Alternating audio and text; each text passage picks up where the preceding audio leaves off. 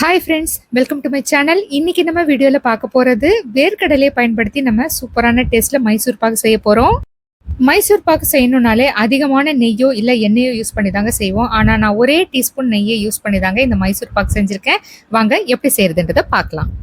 இதுக்கு ஒரு கப்பு போல் நான் வேர்க்கடலை எடுத்துக்கிறேங்க. இது வறுத்த வேர்க்கடலை தான். செய்யும் போது மறுபடியும் ஒரு தடவை நம்ம வறுத்து எடுத்துக்கிட்டா நல்லா கிறிஸ்பியாக இருக்கும்.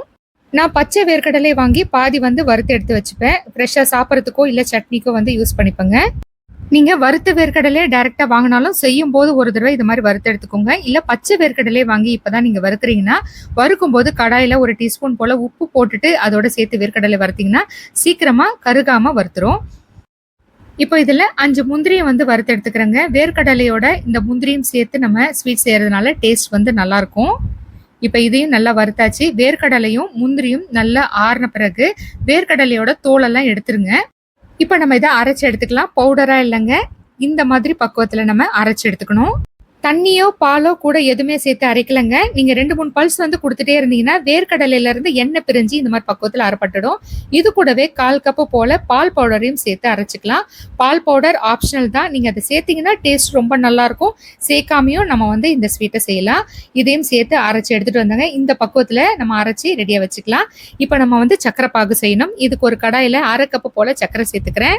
கூடவே 1/4 கப்பு போல் தண்ணியும் சேர்த்துக்கலாங்க. இது நல்லா மிக்ஸ் ஆகணும். ஒரு கம்பி பதம் வரணும்.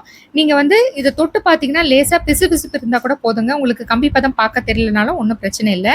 பாருங்கள், இது மாதிரி நல்லா நுரைச்சி வந்துருச்சு. இப்போ நான் உங்களுக்கு தொட்டு காட்டுறேன். விரல் நல்லா பிசு பிசுப்போடு இருக்குது. அதே சமயத்தில் ஒரு கம்பி பதமும் வந்துருச்சு.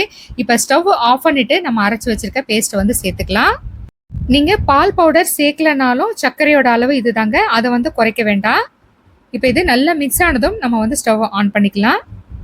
இப்போ நான் ஸ்டவ்வை ஆன் பண்ணிக்கிறேங்க. இந்த ஸ்வீட் கட்டிப்படாது, அதனால் பயப்படாமல் செய்யலாம். பாருங்கள், இது எல்லாமே நல்லா மிக்ஸ் ஆகிடுச்சு. வேர்க்கடலையிலேருந்தே பார்த்தீங்கன்னா எண்ணெய் பிரியும். அதனால் இது வரைக்கும் நான் நெய்யோ இல்லை எண்ணெயோ எதுவுமே சேர்க்கல. ஒட்டாமல் நல்லா வருது பாருங்கள். அதுக்கு நான்ஸ்டிக் இந்த கடாயும் ஒரு காரணம். இதில் ஸ்வீட் செய்யும்போது நல்லா ஒட்டாமல் சூப்பராக வருங்க. வாசனைக்கு 1/4 டீஸ்பூன் போல் ஏலக்காய் தூளும் சேர்த்துக்கிட்டேன். இது கொஞ்சம் கொஞ்சமாக திக்காகிட்டே வரணுங்க. மொத்தத்தில் இந்த ஸ்வீட் செய்யறதுக்கு ஒரு 1/4 மணி நேரம் கூட ஆகாது. இந்த தீபாவளிக்கு நீங்கள் இந்த ஸ்வீட்டை செஞ்சு பாருங்க. வீட்டில் இருக்கவங்க எல்லாருமே ரொம்ப விரும்பி சாப்பிடுவாங்க. ட்ரை பண்ணி பாருங்க. நீங்கள் சர்க்கரைக்கு பதிலாக நீங்கள் வெல்லமோ இல்லை நாட்டு சர்க்கரையோ சேர்த்து கூட செய்யலாங்க. ஒவ்வொன்றுமே டேஸ்ட் வித்தியாசமாக ரொம்பவே நல்லா இருக்கும். பாருங்க, கொஞ்சம் கொஞ்சமாக சுருண்டு வர ஆரம்பிக்குது. மைசூர் பாக் பதத்துக்கு கொஞ்சமாக நுரைச்சி வரணும். ரொம்ப அதிகமாக வரணும்னு அவசியம் இல்லைங்க. அப்போதான் அதோட டேஸ்ட் நல்லா வரும்.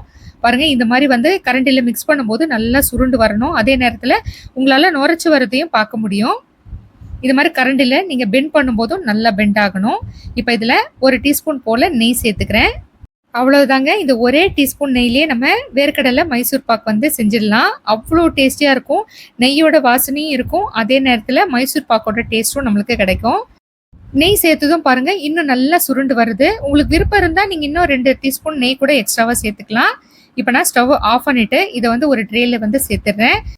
ட்ரே இல்லைன்னா பிளேட்டில் கூட ஊற்றிக்கலாங்க. நெய் ஃபுல்லாக சைட்லேயும் அப்ளை பண்ணிக்கோங்க. அப்போ தான் நம்மளுக்கு ஒட்டாமல் வரும். இப்போ இதில் சூடாக இருக்கும்போதே உடனே சேர்த்துணுங்க. ஆற வச்சிடாதீங்க. லேட் ஆக ஆக ரொம்ப இறுகிடும். அதுக்காக தான் சூடாக இருக்கும்போதே டக்குன்னு பிளேட்லேயோ இல்லை ட்ரேலையோ ஊற்றிடுங்க. இப்போ இதை கரண்டி வச்சு நம்ம ஈவனாக ஸ்ப்ரெட் பண்ணிடலாம். நம்ம சேர்த்த அந்த 1 டீஸ்பூன் நெய்யே எவ்வளோ அதிகமாக இருக்க மாதிரி தெரியுது பாருங்கள். இப்போ ஆறுறதுக்கு முன்னாடி அதிகமாக இருக்க மாதிரி தான் தெரியும். இது ஆறின பிறகு இந்த நெய் எல்லாமே அப்சர்வ் ஆகிடுங்க. குறைஞ்சது ஒரு 1/2 மணி நேரமாவது ஆறின பிறகு நம்ம ஸ்லைஸ் பண்ணிக்கலாம். 1/2 மணி நேரம் கழித்து பார்க்கலாம். பாருங்கள், நெய் எல்லாமே அப்சர்வ் ஆகிட்டு நல்லா ஆறிடுச்சு. தொட்டு பார்க்கும்போது ஒட்டக்கூடாதுங்க. இப்போ நம்மளுக்கு எந்த சைஸில் வேணுமோ அந்த மாதிரி கட் பண்ணிக்கலாம்.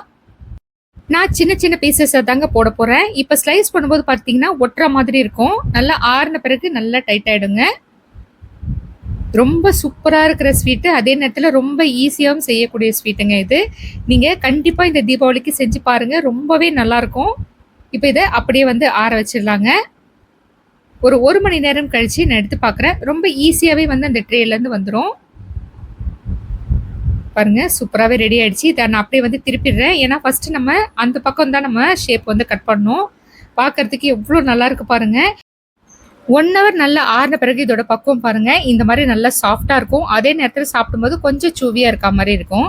இன்னும் ஒரு 2 மணி நேரம் கழிச்சு பார்க்கும்போது பார்த்தீங்கன்னா, நல்லா இறுகி மைசூர் பாக்கோட டேஸ்ட் வந்து அப்படியே வந்துருங்க. உங்களுக்கு பார்க்கும்போதே தெரியும் நல்லா இறுகி இருக்கிறது. இப்ப இதோட பக்குவம் எப்படி இருக்குன்றத பார்க்கலாம். பாருங்க நல்லா உடையுது. இதோட டேஸ்ட்டும் வந்து ரொம்ப நல்லாருக்கும்.